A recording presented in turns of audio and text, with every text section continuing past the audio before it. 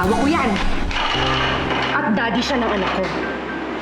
OA ka naman, Bridget. Pagbati lang naman ang ginawa ko kay Jonas eh. Kapag naanal na kayo, doon ka na magwala. Dahil kapag ang ex-husband ko naging ex-husband mo na rin, yun ang araw na gagawin kong advice mo sa akin. Pag nakita mo magkasama kaming dalawa sa kama, doon ka na manginig sa galit. Gusto mong makasama ang tita Laila mo, that's fine with me. I'll be more than happy na ikuha kayo ng isang magandang bahay para magkasama kayo. So it's either pareho kayo umalis ng bahay na ito o maiiwan ka. Bakit hindi ka nalang mag-file ng legal separation? Bakit kailangan divorce or annulment pa? Dahil gusto kong magpakasal ulit kay Ellery. Yun ang gusto mong marinig, di ba? Pakakasalan ko si Ellery. Dahil mahal ko siya.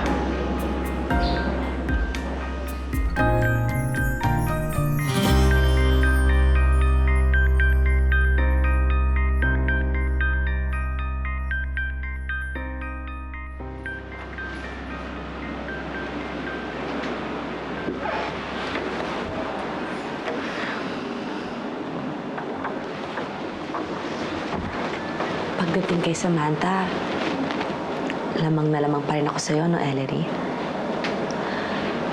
Pero pagdating naman kay Jonas, aaminin ko. Talo ako. Bakit kaya hindi na lang natin sila paghati ang dalawa? Ano? MWF sa'yo, TTHS sa'kin. At kapag linggo? Kapag linggo, one big happy family. Hindi laruan or pagkain si Jonas at si Samantha para paghatian nating dalawa. At isa pa, wala akong karapatang mag-demand, Bridget. Tita ka lang ni Samantha. At ex-wife ka lang. Kaya wala ka rin karapatan. Sa ngayon, oo. Pero kapag hiwalay na kayo, patas na tayo. Pareho na tayong ex-wife. Alam mo, makinig ka. Hindi mo i-give up si Samantha. At lalong hindi ko i-give up si Jonas. Ito lang ang paraan para mapaghatian natin silang dalawa. Hindi, Bridget. Ito na lang ang paraang natitira sa'yo. Huwag ka nga mandamay.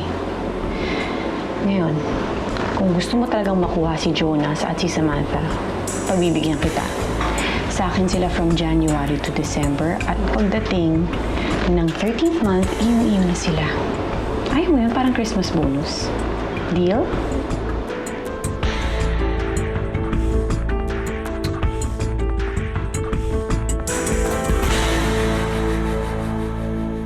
Ang tapang mo naman. Talagang sinabi mo yun kay Bridget? Kailangan ko ng lumaban. Sawang-sawa na akong manahimik at bumaluktot tuwing magkaharap kami ni Bridget. Sigurado ka ba talaga magkadugo kayo nun? Eh, kulay niyo pa lang. Ang laki na ng diferensya. Oo nga, alam mo, sumisigaw kasi yung negativity niya sa balat niya. Kaya, yun, negra. Uy, hindi naman lahat ng dark skin masama ugali. Ano, affected ka. Kasi ang itim mo, oh. Puti mo eh, no? Alam mo, Ellery, ako siya palayasin mo na lang siya sa'yo. Kung pwede lang sana eh. Kaso iniisip ko yung kondisyon ni Daddy. Dahil kung hindi naman dahil kay Daddy, hindi rin naman kami papayag ni Mami na tumira si Bridget sa bahay namin. Well, anak siya sa labas, di ba? Eh, doon siya sa labas. Oo. Sigurado ka na ba sa plano mo na mag-apply ng US citizenship? Yun ang advice mo sa akin, di ba? Hindi ako makakapagpa-annul dito sa Pilipinas. Well, that's correct. Yung nangyari sa inyo ni Ellery, that was a special case. Kaya mabilis lang. Alam ko. Pakiasikaso na lang lahat ng kailangan kong papeles at yung mga kakailanganin ko para maging US citizen kaagad. Malayo man ako kay Ellery, katumbas naman ito yung tuluyang pagkakalayo kay Bridget. Mahigit 5 years kang mawawala. Kailangan kong magstay sa US para sa citizenship. Kung mag-alala, uwi-uwi rin naman ako eh. Ito na lang ba ang natitirang paraan? Nagpapahanap pa ako sa abogado ko ng ibang lusot para sa kasal namin ni Bridget. Pero sa ngayon, ito lang yung sigurado eh. Walang enough grounds yung pagpapaanal ko kay Bridget. Hindi naman option ng legal separation. Dahil hindi na ako pwedeng makasal ulit dito.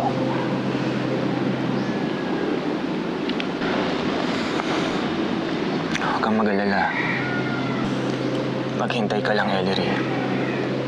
Makakasal tayo ulit. Magsasama tayo ulit.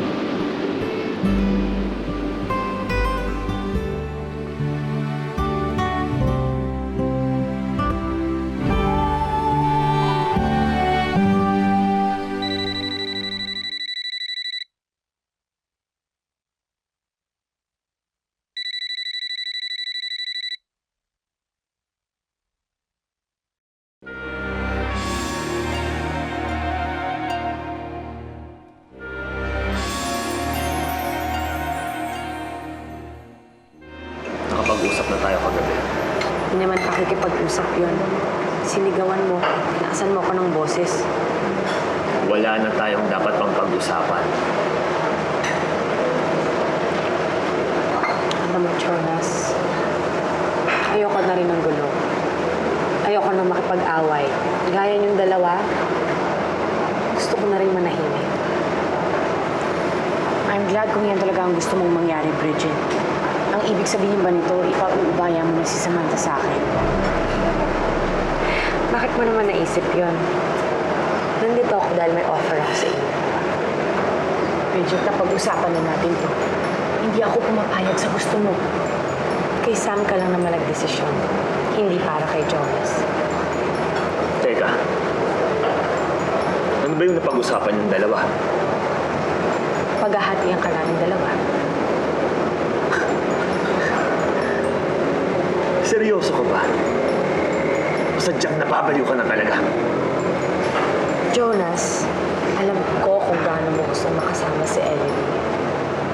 Sa ganitong paraan, kahit kailan magkasama kayo right here, right now, wala akong pakialam.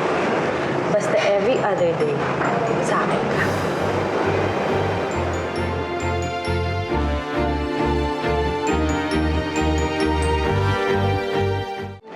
So what's it gonna be, Jonas? Aalis na ba ako? Araw ni Ellery ngayon. Hiniwalayan kita dahil ayoko na sa'yo. Babalikan ko sa Ellery dahil siya ang mahal ko. Gaano ulit katagal, Jonas, para maging US citizen ka? Alam mo ba kung gaano katagal ang process ng divorce natin? You're a man, Jonas. Hanggang kailan mo kaya maghintay? A man can't live without sex. Mahal ko si Ellery. And I will do anything for her. Kaming dalawa na nga ni Ellery makakasama mo dun sa offer ko. Ayaw mo pa? Bridget, hindi na nga ako pumayag sa gusto mong mangyari. Tapos ngayon, pati ba naman si Jonas? Sige. Ayaw niyo pumayag dalawa? Kakausapin ko ang abogado ko. Hindi ako papayag na lagi kayong magkasama. Kung sinampahan mo ako ng kaso, sasampahan din kita.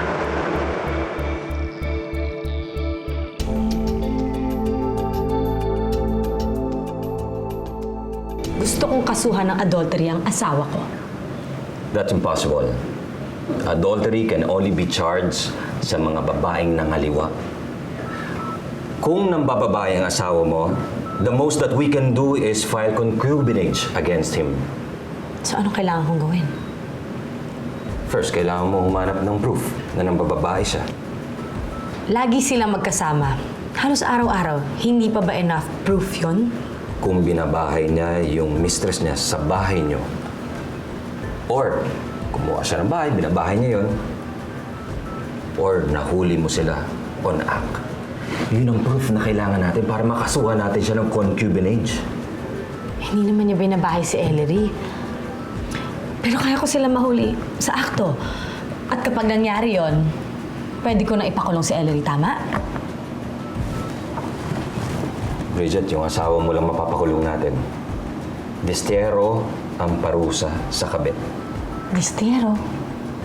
Exile, banishment. Ang ibig sabihin, hindi sila makakalapit sa bahay niyo mag-asawa. Yun lang ang parusang pwede sa kanya. Hindi naman nagpupunta sa bahay namin yung si Ellery. Bridget, I'm sorry. That's the law. Wala na bang ibang paraan, ha? Mahirap mapatunayan ang concubinage sa korte. Pwede tayo mag-file under psychological violence sa ilalim ng Republic Act 9262. Arguing na nagsasuffer ka emotionally sa pangangaliwa ng asawa mo. But then again, Bridget, yung asawa mo lang posibleng makulong, yung kabit hindi. Pero hindi naman yung asawa kong gusto kong makulong. Si Ellery. Dahil siya nangaagaw ng asawa ko.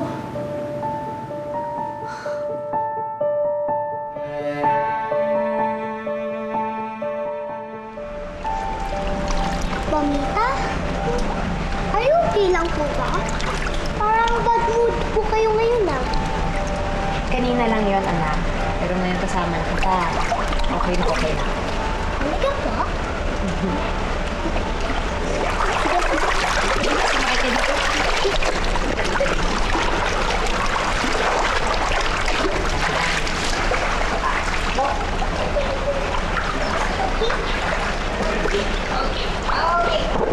Anita!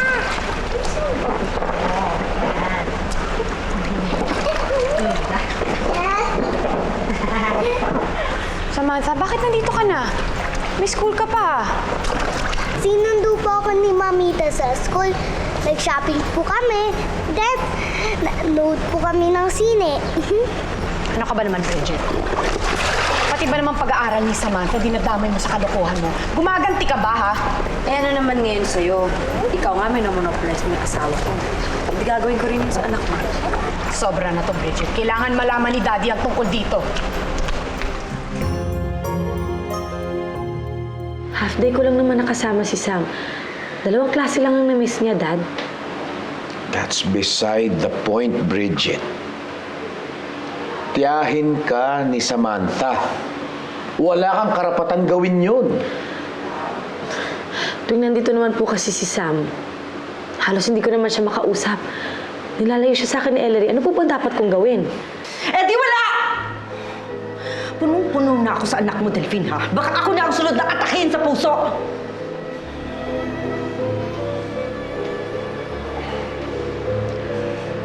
Bridget, tinanggap kita sa bahay na ito dahil gusto ko magkaayos kayo ni Ellery. Pero anong ginagawa mo? Puro kabaliktaran.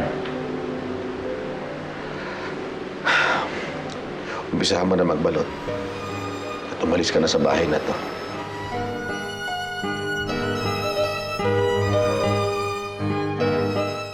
I'm sorry po. Dad, I'm sorry. Hindi ko na po uulitin. Magbago na po ako. I'm sorry po. Patawarin niyo na po ako. That is just one of your empty promises, Bridget. Dad, I'm so sorry. Bridget, ikukuha kita ng bahay na matitiran mo. Gusto ko po kayong makasama dito sa bahay. Sabi niyo parehas niyo kaming mahal ni Ellery. Nasaan yung pagmamahal na yun kung ngayon pinagtatabuyan niyo ako? Huwag niyo naman pong gawin sa akin to. Pinapangako ko magbabago po ako.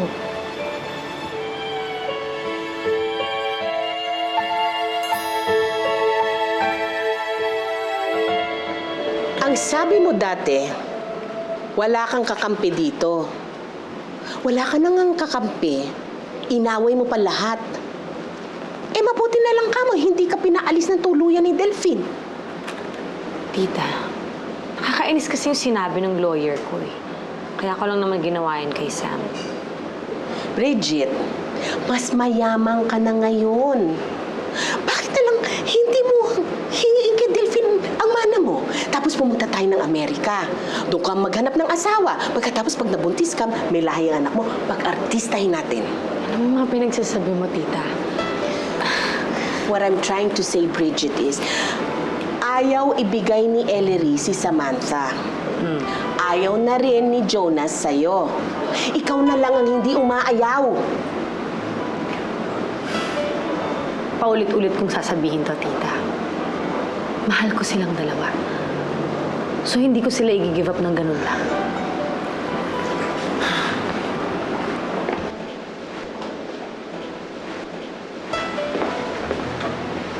Masarap. Mahal yan eh. Medyo.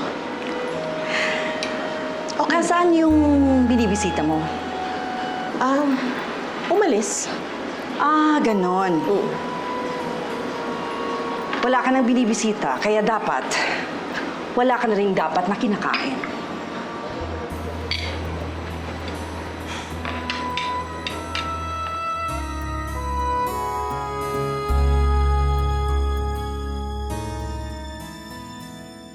Bridget is a loose cannon.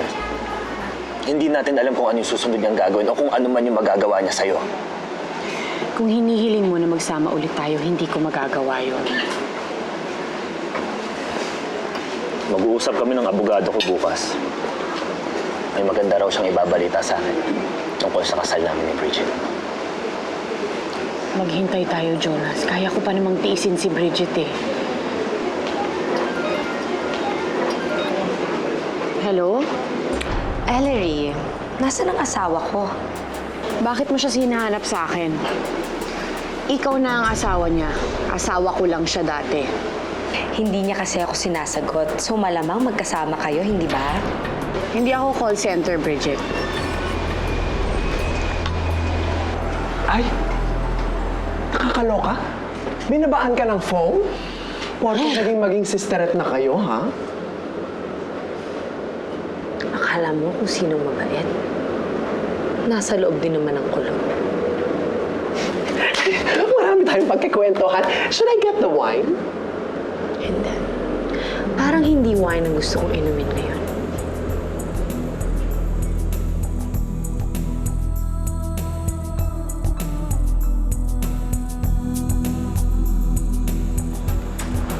Jonas, buti naman umuwi ka na. Kanina pa kita hinihintay.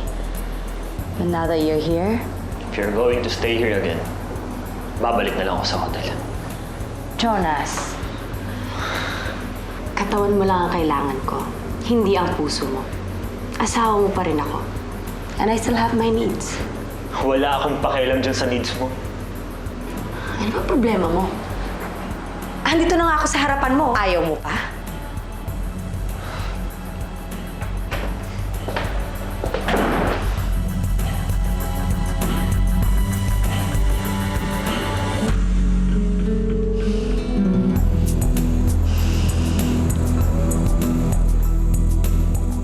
Nalingkisan ka lang ng anak mo, nagmakaawa at bumigay ka na kaagad. E di sana wala nang ahas sa bahay na ito. Nangako siyang magbabago.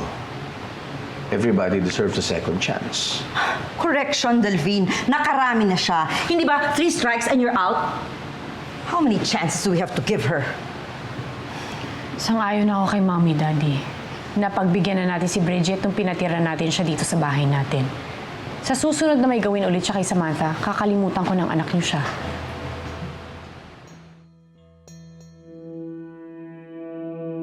Attorney, may good news ka sa akin, di ba? Bakit hindi mo sinabi sa akin na buhay pala si Ellery?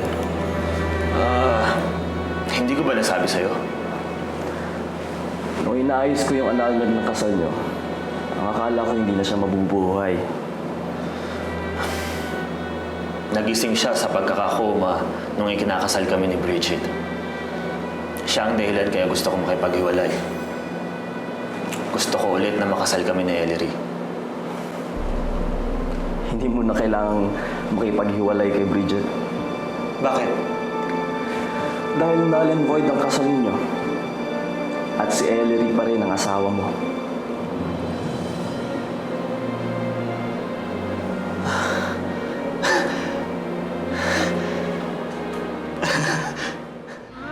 Kain na kain, anak, ha? Kita po. Good morning, Samantha. Good morning rin po, Papa. Gusto ko lang pong bumawi sa nagawa ko kahapon. Kain na po tayo. Ikaw nagluto nito. Ako po. Sana magustuhan niyo. Wow! Okay. Yung coffee ko. Kung asawa ko kaya mong utuin, ako hindi. Let's eat. Let's eat! Kain na po. Mapasarap to ah.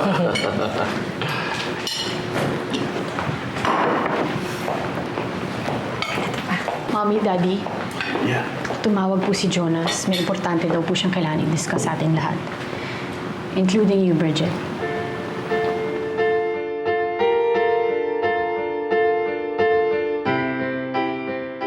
Hindi ko na kailangan mag-file ng annulment or kumuha ng divorce. Dahil walang bisa ang kasal natin, Bridget. Ano? Hindi totoo yan. Kinasal tayo sa simbahan, sa harap ng Diyos. I'm your wife, Jonas. And you're my husband. Not according to the law. Paano nangyari to, Jonas? Dahil buhay po si Ellery. Kung nalaman lang to kaagad ng abogado ko, hindi na dapat magkakaroon pa ng misunderstanding. Dahil sa buhay ka, ikaw pa rin ang asawa ko. Null and void ang kasal natin, Bridget. Jonas, Tayo pala talaga ang mag-asawa. Hindi ako papayag. I am and will always be your wife, Jonas. Ako lang.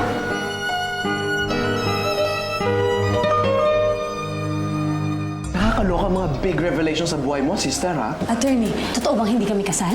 Unang asawa si Ellery. Naalal ang marriage nila ni Jonas dahil sa kondisyon niya noon. But now that she's well, null and void ang marriage niya ni Jonas. Bakit hindi natin kasama ang mommy Bridget ko? Kasi hindi naman siya part ng family natin eh. Ang mami Ellery mo lang, tayo lang ang totoong magkakapamilya. Jonas, Ano na namang ginagawa mo dito? I'm back. Di ba bahay ko to? Hindi ka na dito nakatira. Null and void na ang kasal natin. Kaya hindi na kita asawa. Jonas! Jonas, bahay ko to!